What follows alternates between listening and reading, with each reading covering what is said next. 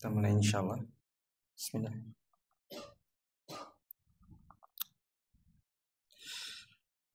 Assalamualaikum warahmatullahi wabarakatuh. Alhamdulillah hamdan katsiran thayyiban mubarakan fih. Wassalatu wassalamu ala asyrafil anbiya'i wal mursalin nabiyyina Muhammadin wa ala alihi wa sahbihi ajma'in amma ba'd. Jamaah sekalian yang semoga dirahmati Allah Subhanahu wa taala, melanjutkan pembahasan kita bagaimana kita merajut hubungan kita dengan Allah tabaraka wa taala. Yang dimana kita telah sampai pada akhir dari gerakan i'tidal. Ya. Yang dimana i'tidal merupakan gerakan yang tegak, ya, dan dia tidak boleh bungkuk atau condong, ya. Sehingga ketika posisi i'tidal sudah tegak, lurus, maka disitulah kita membaca bacaan i'tidal, ya, ketika bangkit dari ruku, dan kita telah membahas beberapa perkara mengenai hal itu. Ya, bagaimana kondisi orang yang salat sendiri, bacaannya seperti apa, kemudian imam ketika jamaah, maka imam membaca seperti apa, makmumnya seperti apa, itu sudah kita lalui ya. Tentunya yang paling penting adalah mengenai makna dari gerakan i'tidal itu sendiri, dan juga makna dari bacaan ketika i'tidal. Ada dua, yaitu bacaannya adalah, siapa ingat? Yang pertama tasmi' dan tahmid. Nah, dua ini. Ya, tasmi' itu mengucapkan sami'allahu liman hamidah. Kemudian yang kedua adalah tahmid, yaitu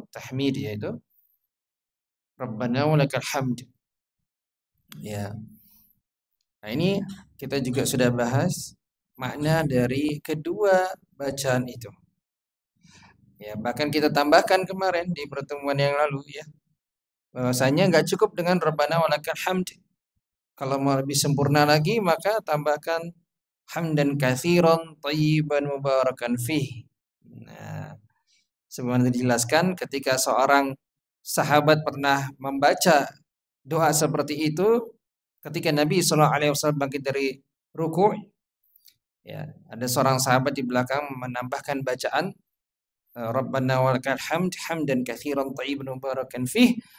Maka Nabi SAW setelah sholat menanyakan kepada sahabat, siapa yang mengatakan itu? Ya, maka ternyata ada sahabat yang mengaku, ya itu saya. Lalu Nabi SAW menjelaskan dari faedahnya, ya, dari membaca doa itu. Ternyata para malaikat, lebih dari 30 sekian malaikat berlomba-lomba untuk menulis. Ya, menulis kalimat itu terlebih dahulu. Itu menunjukkan betapa luar biasanya bacaan tersebut. Ya. Nah, setelah itu maka kita akan beralih kepada gerakan yang berikutnya setelah i'tidal, setelah berdiri tegak, yaitu adalah gerakan sujud. Ya. Nah, gerakan sujud yang perlu kita ketahui adalah kenapa sih dari gerakan sujud ini? Apa makna dari gerakan itu sendiri ya? Maka yang pertama adalah gerakan yang paling menunjukkan ketundukan seorang hamba.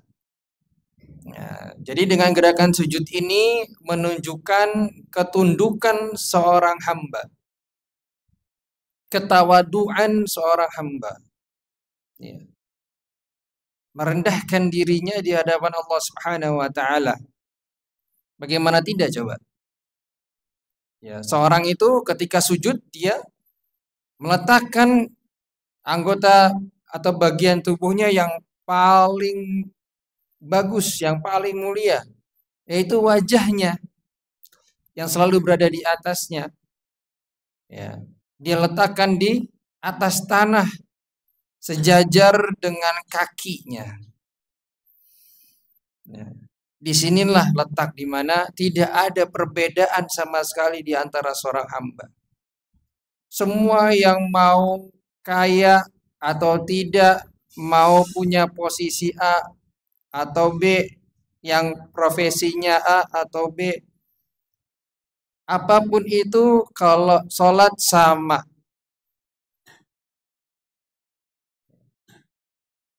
Dia letakkan wajahnya di atas tanah yang menunjukkan ketundukannya kepada Allah Subhanahu wa taala dari seorang hamba. Kalau seperti ini seharusnya kita sebagai seorang hamba itu merasa bahwasanya benar-benar rendah, benar-benar tidak perlu ada rasa kesombongan dalam diri.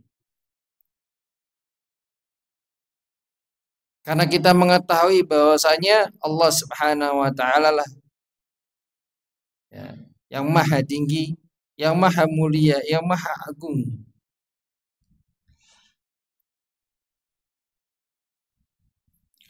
Kemudian gerakan sujud itu juga akan membuat seseorang ya, lebih berpeluang untuk diijabah doanya.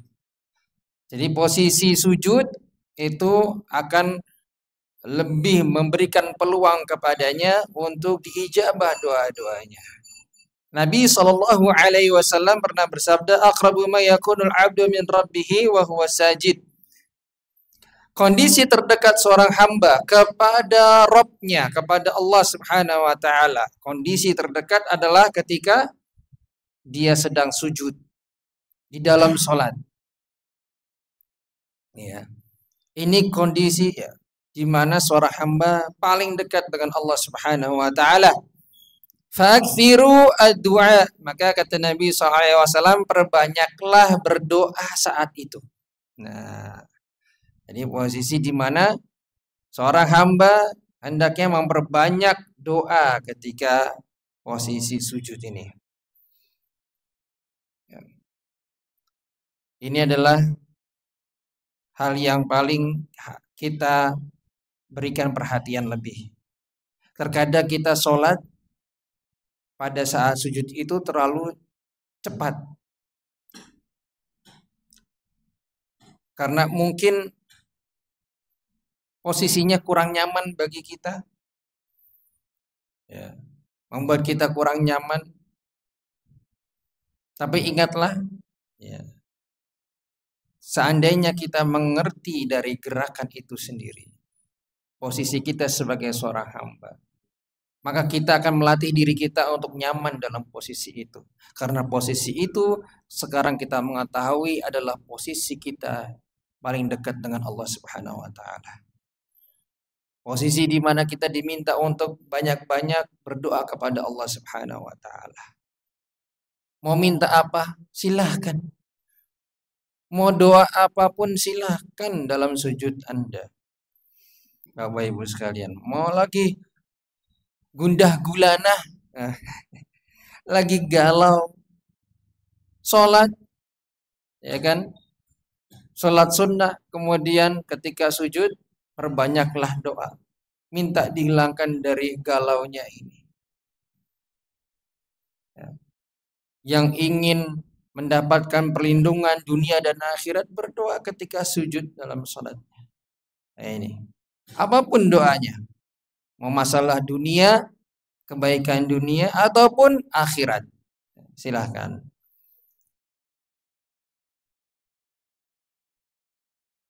Dan kita melihat ya bagaimana Nabi SAW itu sholat. Kita pernah menyampaikan di sini bahwasanya berdirinya Nabi SAW ketika sholat itu sangat lama. Rukunya seperti berdirinya, sujudnya seperti itulah, ya, sama posisinya, durasinya itu sama. Ya. Sehingga kita bisa bayangkan sujudnya Nabi SAW itu begitu lama. Enggak buru-buru. Ya.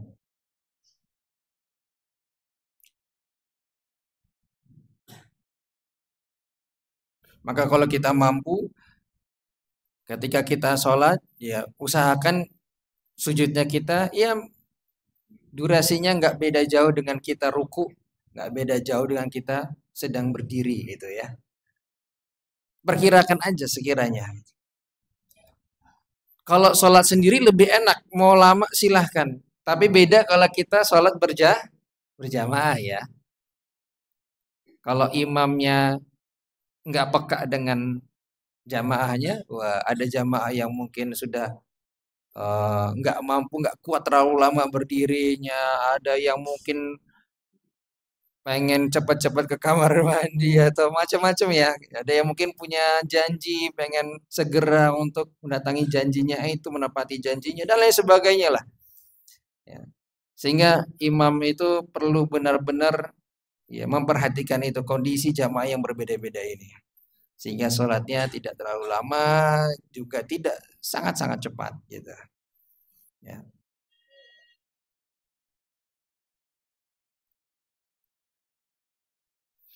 Baik. Kemudian kita beralih pada bacaan sujud. Nah, kita sudah sampai sini maka kita mulai dari bacaan sujud. Baik, versi yang pertama. Sekali lagi bacaan sujud ada beberapa versi. Versi yang pertama yang akan kita bawakan adalah yang paling populer. Ya, menurut saya.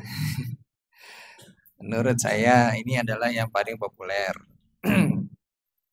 Karena dia sederhana, yaitu subhana rabbiyal a'la. Subhana rabbiyal a'la. Betul nggak? Di sini baca ini, Bapak Ibu, subhana rabbiyal a'la. Enggak. Baca. Baca ya.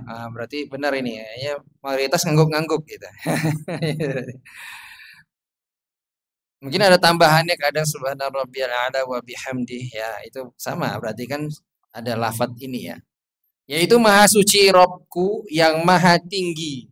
Maha suci Robku yang maha tinggi. Masya Allah. Ini bukan bacaan yang sembarangan. Mirip ya dengan bacaan ruku'. Kalau ruku' belakangnya yang berbeda, nama Allah yang berbeda yaitu Al-Azim, subhana rabbiyal azim. Kalau ketika sujud nama Allah Al-A'la yang digunakan yaitu subhana rabbiyal a'la. Maka sebenarnya ini selaras dengan bacaan ini ketika sujud itu selaras dengan perintah Allah Subhanahu wa taala dalam surat apa, Pak? Surat nama Allah ini. Nah, ini. Apa ini? Al-A Allah. Iya. Iya. Al-A'la. Surat Al-A'la. Betul enggak? Sabbihis rabbikal a'la. Selaras. Ya, ketika Allah perintahkan sabbihis rabbikal a'la berarti kan bertasbihlah dengan menyebut nama Rabbmu. Nah, disinilah beliau Nabi SAW melakukan itu. Ya. Menjalankan perintah Allah untuk bertasbih, mensucikan Allah. Ya. Yaitu dengan bacaan subhana rabbiyal a'la, sabbihisma rabbikal a'la. Bertasbihlah dengan menyebut nama Rabbmu yang maha a'la, tinggi. Nah, beliau juga menggunakan nama Allah Al-A'la, yaitu subhana rabbiyal a'la. Selaras. Sudah ketemu. Ya. Luar biasa ya. Jadi kita tuh ngerasakan itu ketika baca subhana rabbiyal a'la, ini selaras dengan firman Allah Subhanahu wa taala, sabbihisma rabbikal a'la. Kita diminta untuk bertasbih kepada Allah ya yang maha tinggi. Luar biasa. Baik. Ternyata subhana rabbi. Kalau kita bahas ke maknanya dari bacaan sujud ini, maka subhana rabbi itu artinya adalah aku bertasbih ya dengan kesucian Rabbku. Ya, yang menunjukkan bahwasanya kita ini sedang mensucikan Allah Subhanahu wa taala dari segala kekurangan dan aib. Ya. Karena Allah Subhanahu wa taala sekali lagi maha suci dari segala aib, dari segala kekurangan, dari segala sifat buruk yang biasa dilontarkan sama orang-orang musyrik, ya kan? Yaitu apa? Allah punya anak, ya, Allah butuh, Allah bagian dari Trinitas dan lain sebagainya yang ngawur-ngawur itu. Maka kita mensucikan Allah dari itu semua. Kita akan mengatakan Subhana Rabbi. Ya. Kemudian barulah datang setelahnya Al-A'la, Maha tinggi. Al-A'la, Maha tinggi. Ya. Dan perlu kita ketahui Bapak Ibu sekalian, Maha tinggi, ya. Dalam di sini adanya di dalam Al-Quran ada penyebutan Maha tinggi dengan 3 nama yang berbeda. Yang pertama tadi Al-A'la, ya kan? Kemudian ada juga Al-Ali, seperti dalam ayat wa huwal aliyul azim, dan dialah yang maha tinggi lagi maha agung. Nah, berarti di situ pakai Al-Ali. Jadi tadi Al-A'la maha tinggi, Al-Ali, Al-Aliyu itu juga maha tinggi. Kemudian ada lagi Al-Muta'al, itu juga artinya maha tinggi. Alimul ghaibi wasyahadatil kabirul mu'tal. Kabirul muta'al, afwan, kabirul muta'al. Nah, yang artinya ya Allah mengetahui yang gaib dan yang tidak gaib. Allah maha besar lagi maha tinggi. Al-Muta'al, tinggi. Ada 3. Al-A'la 1, Al-Aliyu 2, ada Al-Muta'al 3. Artinya sama maha tinggi. Tapi kenapa yang dipilih dalam bacaan sujud ini yang Al-A'la? Nah, ini kita mulai mendalami ini. Ya, bacaan Nabi SAW ini milihnya Al-A'la ini. Kenapa enggak Al-Ali? Kenapa enggak Al-Muta'al? Karena bacaan atau nama Al-A'la, nama Al-A'la ini menunjukkan ya kesempurnaan maha tinggi Allah Subhanahu wa taala. Jadi dengan Al-A'la, kata itu sendiri sudah menunjukkan kesempurnaan dari kemahatinggian Allah Subhanahu wa taala dibanding dengan Al-Ali atau Al-Muta'al. Maka Nabi SAW memilih yang terbaik, yaitu Subhana Rabbiyal A'la. Karena itu menunjukkan kesempurnaan dari kemahatinggian Allah Subhanahu wa taala. Ya, dan maha tinggi Allah Subhanahu wa taala ini meliputi tingginya sifat Allah Subhanahu wa taala. Ingat itu. Ketika bilang Allah maha tinggi itu bukan hanya sekedar oh iya Allah tinggi, gimana maksudnya? Meliputi yang pertama sifat Allah Subhanahu wa taala yang tinggi. Maksudnya apa? Mulia. Terbebaskan dari sifat-sifat yang buruk, sifat-sifat yang aib. Ya. Seperti ya Allah tidur, Allah menzolimi. Ini adalah sifat buruk. Allah mulia dan maha sempurna dari segala sifat buruk-buruk seperti itu. Kemudian yaitu tinggi ya zatnya Allah Subhanahu wa taala. Selain sifat berarti apa? Zatnya Allah Subhanahu wa taala sendiri itu tinggi, di atas langit, di luar dari makhluk ciptaannya. Ya, Allah tidak di dalam makhluknya, tapi di luar dari ciptaan, di luar dari makhluknya, tinggi di atas sana. Itulah dipahami tinggi ya, tinggi di atas makhluknya. Makanya kita mengatakan Subhana Rabbiyal A'la, menunjukkan Allah itu maha tinggi. Tinggi mana? Zatnya Allah tinggi di atas langit, di luar langit ciptaan Allah Subhanahu wa taala. Kemudian yang ketiga adalah tinggi kekuasaannya. Kekuasaan Allah itu begitu tinggi. Maksudnya apa? Semua makhluk itu adalah di bawah kekuasaan Allah Subhanahu wa taala. Tidak ada satupun yang lepas dari kekuasaan Allah. Ya.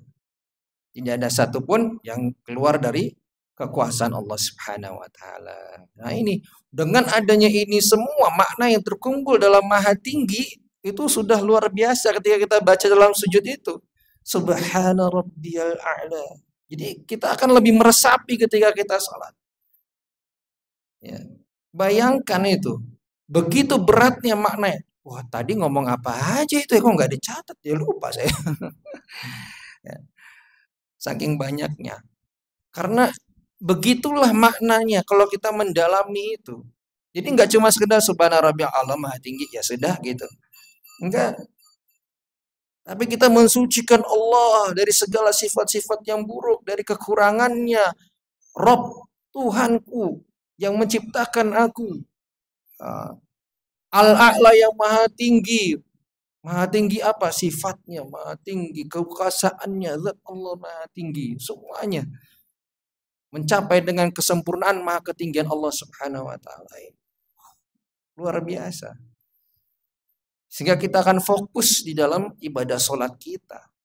Udah tersibukkan kita dengan merenungkan makna dari bacaan ini saja. Padahal sederhana. Subhana rabbiyal a'la. Ini yang perlu kita latih. Ini nggak bisa kalau nggak dilatih, Bapak Ibu. Nggak bisa. Harus dipaksa.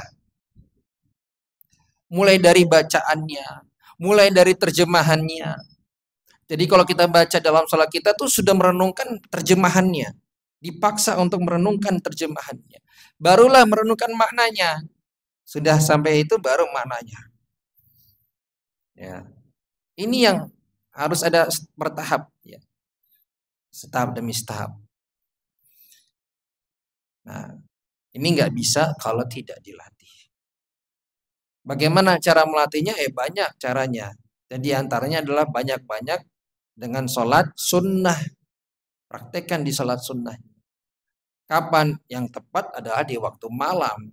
Sebagaimana kita bulan Ramadan, 11 rakaat. Situlah kita juga lakukan. Di luar bulan Ramadan, kita istiqomah dengan 11 rakaat di setiap malamnya.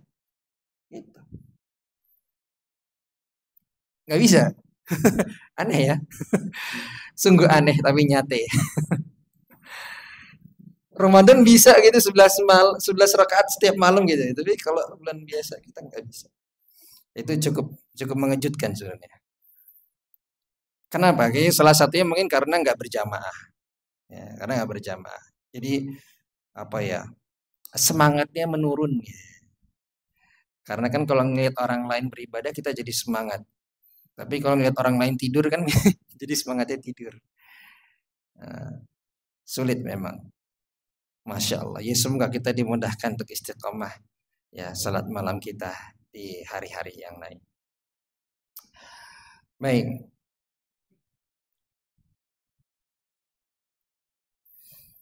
Kemudian ada mungkin muncul juga pertanyaan yang agak sedikit menarik, yaitu ya kenapa kita pas sujud? Ya, kenapa kita pas sujud itu membaca al-a'la? Ya, subhana rabbiyal a'la, maha tinggi. Kenapa enggak al-azim seperti ruku?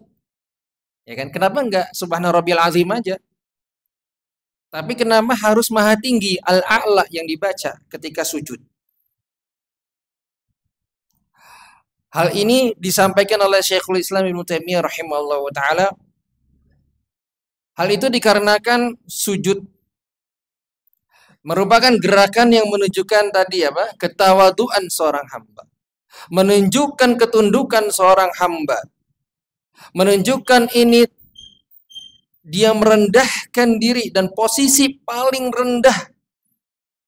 Ya, seorang hamba adalah ketika sujud dia meletakkan anggota tubuhnya, terutama yang paling dia sukai, yang paling dia muliakan, yaitu apa? Wajahnya. Sejajar dengan kakinya. Ya. Sehingga kondisi yang dibaca yang sesuai dengan kondisi hamba saat itu, ketika kondisinya paling rendah, maka dia membaca hal yang memuji Allah maha tinggi.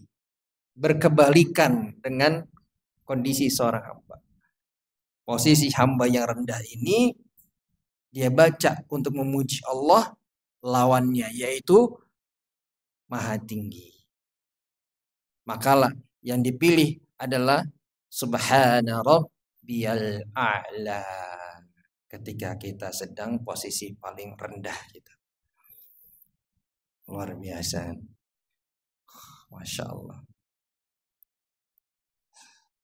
Ini adalah bacaan yang versi pertama. Ya, sederhana. Ada juga versi yang lain, versi yang kedua.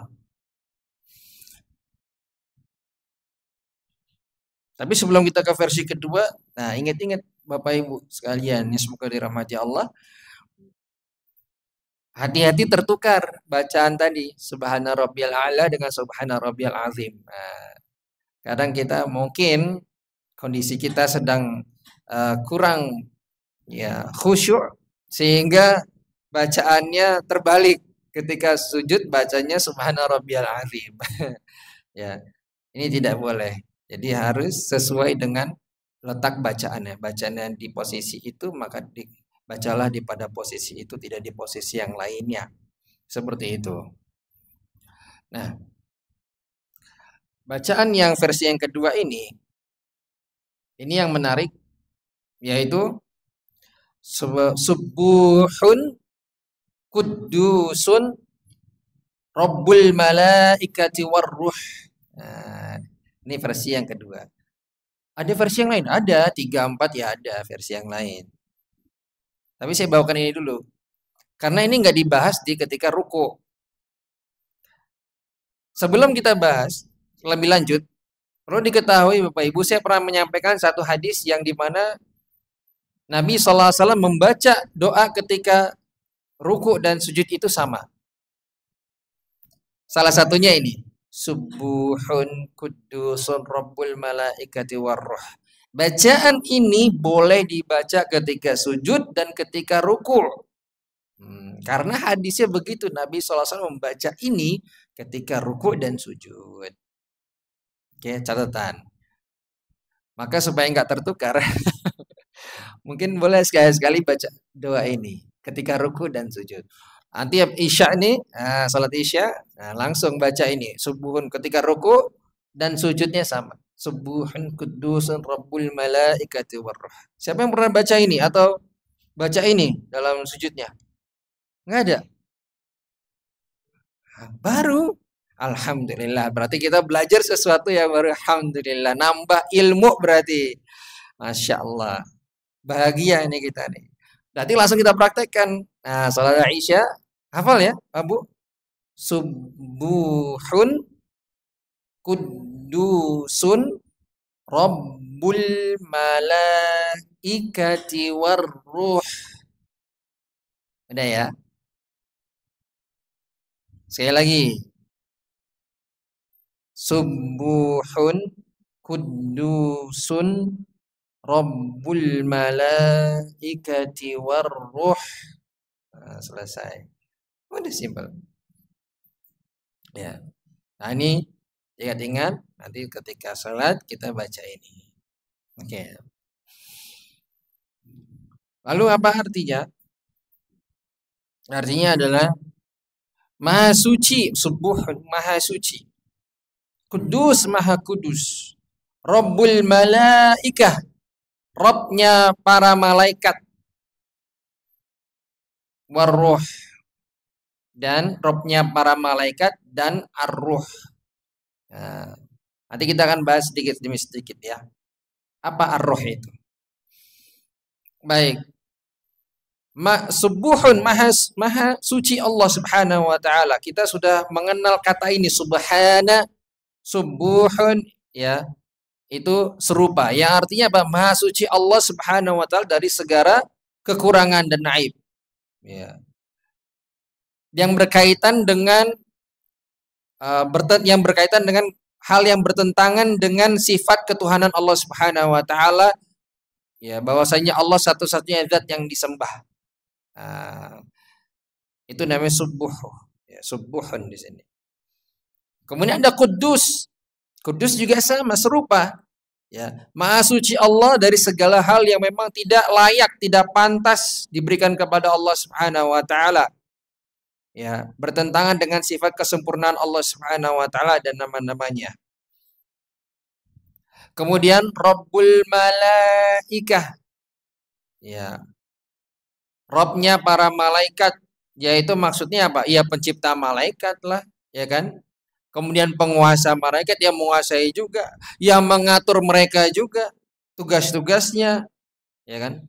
Dan segala halnya. Tentu Allah Subhanahu wa taala semua. Maka dikatakan Rabbul Malaikah. Ya.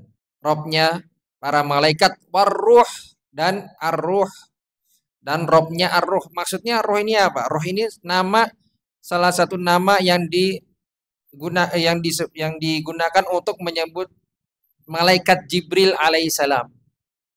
Ini nama lain dari malaikat Jibril itu dalam Al-Quran juga disebut dengan ar-ruh. Ya. Jibril alaihissalam. Kenapa malaikat Jibril alaihissalam dinamakan ar-ruh? Ya, diantaranya mungkin para sebagian ulama mengatakan karena memang malaikat Jibril membawa wahyu dari Allah Subhanahu wa taala kepada Nabi sallallahu alaihi wasallam yang menunjukkan bahwa wahyu itu adalah suatu kehidupan batin, membawa kehidupan. Sehingga dinamakan ar-ruh. Ya. Makanya ini dari kata inilah kurang lebihnya maka ya kita kenal dengan dalam bacaan tersebut. Subhun Quddusun Rabbul Malaikati Warruh. Nah, demikian. Ya.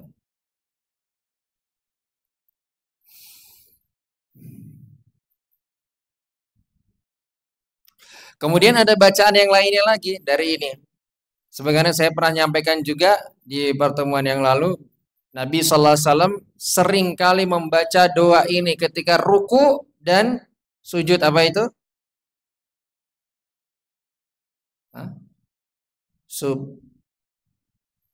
Subhanakallahumma Rabbana wa bihamdika Allahumma gfirli. Nah itu dia.